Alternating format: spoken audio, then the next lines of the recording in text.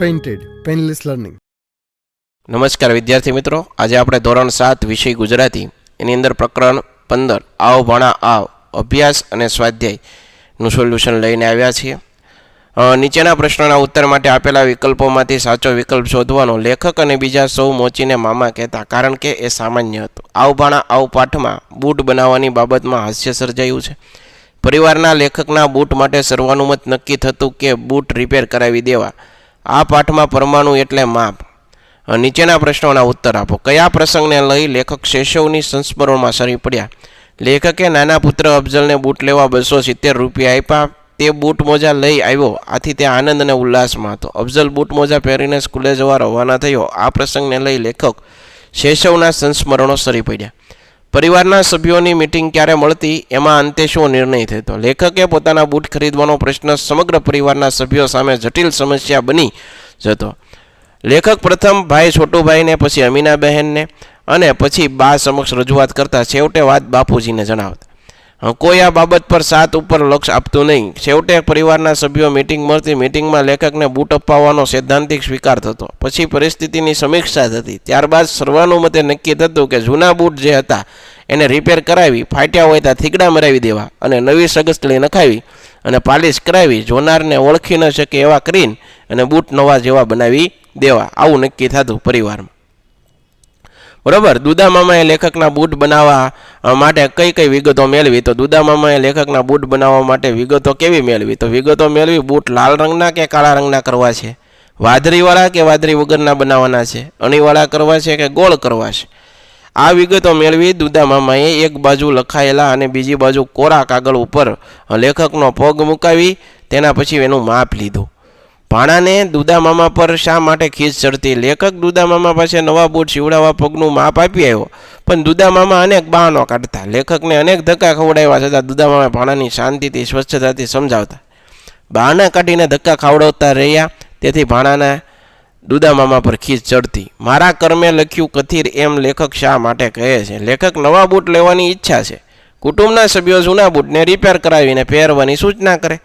લેખકની ઈચ્છા અધૂરી રહી છે, તેથી લેખકે કહ્યું કે મારા કર્મે લખ્યું કથિર એમ કહે છે. વ્યક્તિ જ્યારે ઉત્તમ વસ્તુની આશા રાખી હોય પણ તેને હલકી વસ્તુ મળે ત્યારે આવું આ વાક્ય વપરાય.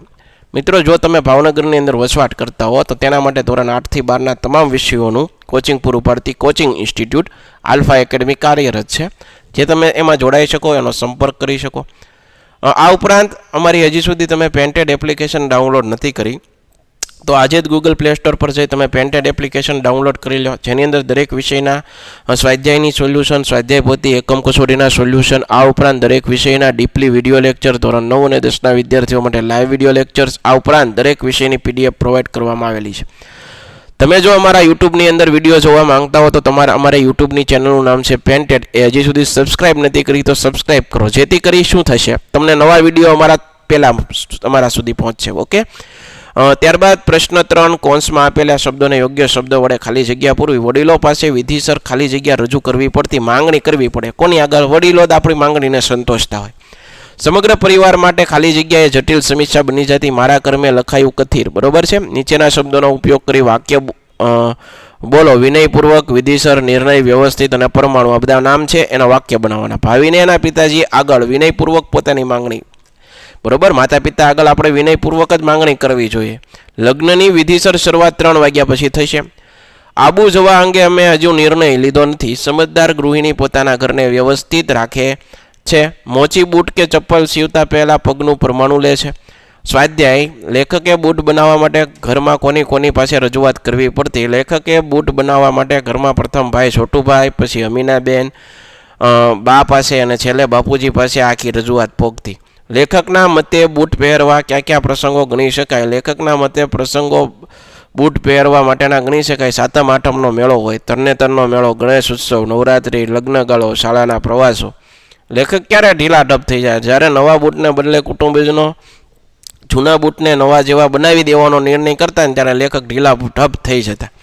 લેખકની ખુશીનો પાર ક્યારે ન રહ્યો? બાપુજી જ્યારે નવા બૂટ માટેની માંગણી મંજૂરી કરી ત્યારે લેખકની ખુશીનો પાર ન રહ્યો. લેખકની આકરી તપસ્યાનો અંત ક્યારે આવ્યો? દુદા મામાને અનેક બહાનો તેમજ લેખકના અવિરત ધક્કાને અંતે 8 મહિને જ્યારે લેખકને બૂટ મળ્યા ત્યારે એમની આકરી તપસ્યાનો અંત આવ્યો.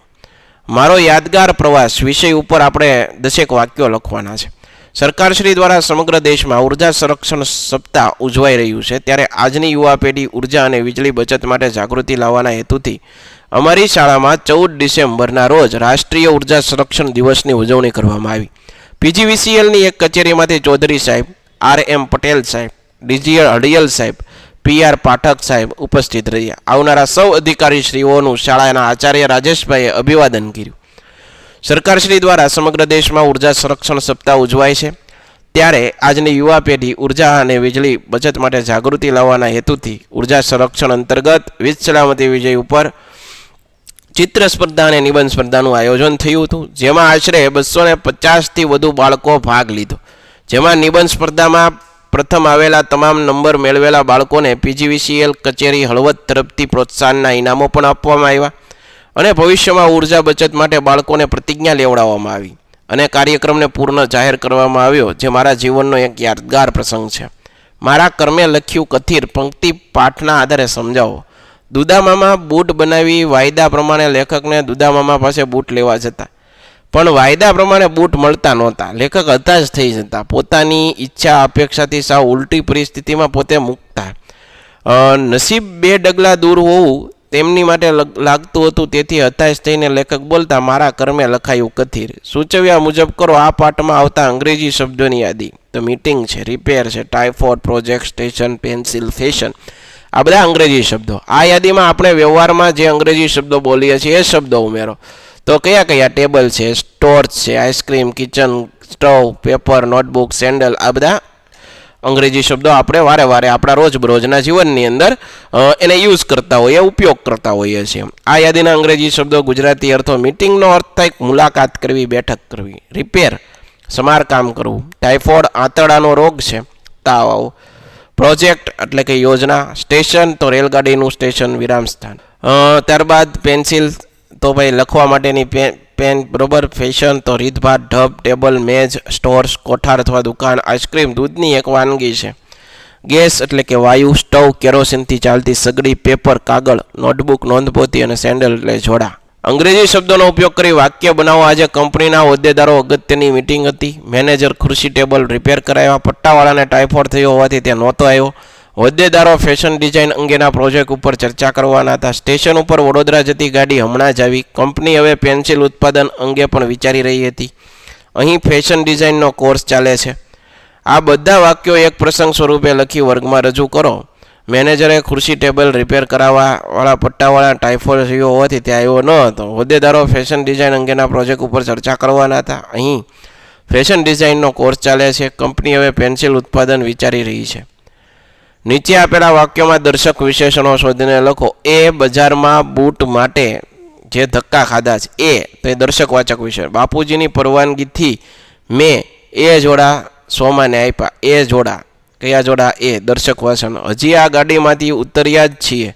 આ મોટો ઈ મોટો, તેની અંદર ઈ છે, એ દર્શકવાચન. અરે ભારા, ઈ જ તો તને કહું છું, ઈ દર્શકવાચન. આ પાઠમાંથી મ મૂળાક્ષરથી શરૂ થતા 7 શબ્દો શોધો. આ શબ્દોને શબ્દકોશમાં ગોઠવો. મથી શરૂ થતા શબ્દો જો: મોજા, માનસ, માંગણી, મંગળ, મેળો, મિત્ર, મેળો, બરાબર. આ બધા મથી શરૂ થતા. નીચેના શબ્દોની જોડણી, જે તમને અહીંયા સાચી જોડણી, અહીંયા ભૂલ છે, આ સાચી જોડણી છે જે તમે દર્શાવી શકો. આશા રાખું મિત્રો તમને આ સોલ્યુશન ગમ્યું છે. ફરીવાર નવા સોલ્યુશન સાથે મળશું. ત્યાં સુધી અમને રજા આપો. જય હિન્દ, જય ભારત, ધન્યવાદ. Painted, Painless Learning.